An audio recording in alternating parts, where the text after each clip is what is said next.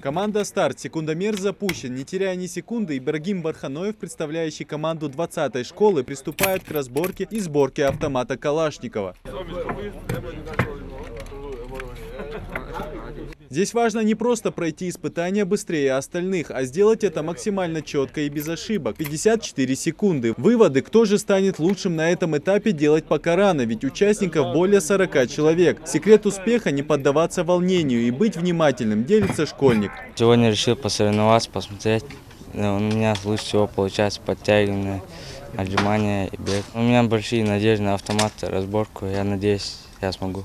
Следующее испытание – прыжки в длину. На дистанциях собрались лучшие из своих школ. В каждой команде по 2 человека.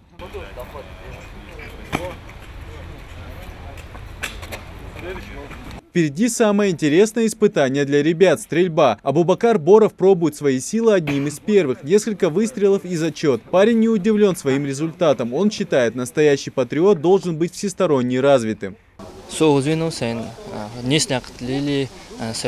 Sen ahta ehtuboja hamludi karsnyakce wogwatji. Gar ahta sunde подтягиванji одни 100 метровка вот ahta силовое упражнение игра ахтаис.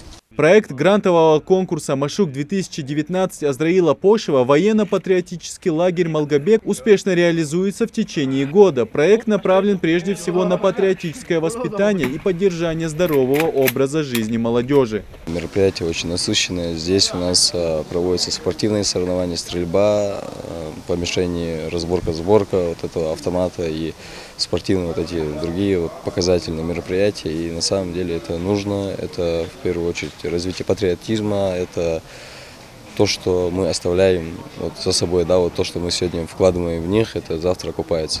После завершения всех состязаний победители получат почетные грамоты и ценные призы. Идрис Ижиев, Магомед Белакиев, Новости 24.